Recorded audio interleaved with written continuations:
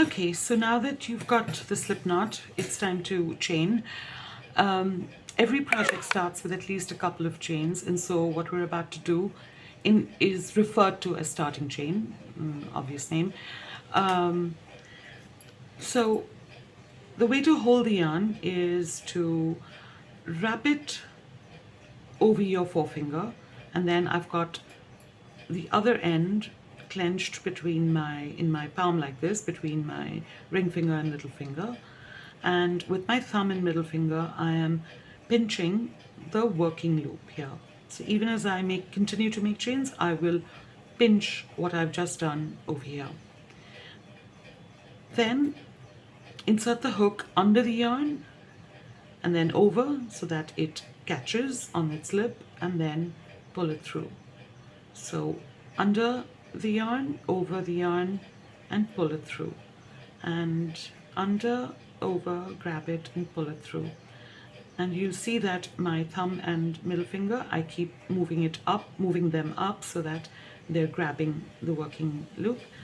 And in this way, the yarn kind of doesn't get caught. As you're pulling it, when you're pulling it through, you're using more and more yarn. And so just by flexing your finger, you're able to actually grab more yarn from the ball. So it's coming through like this and it's not caught. Sometimes, in order to maintain tension, I wrap it twice, like this. And then as I'm chaining, I need to keep flexing my finger to make sure that there's more yarn unwinding from the ball and coming to my chains.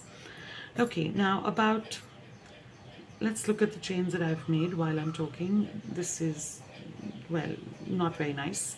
Right, there's one that's really big and loopy, and then there are some small ones. So you want to achieve consistency. Two ways to achieve consistency. One is to make sure that the tension is indeed the same. So if you're whichever way you choose to hold the yarn, make sure that the tension is consistent.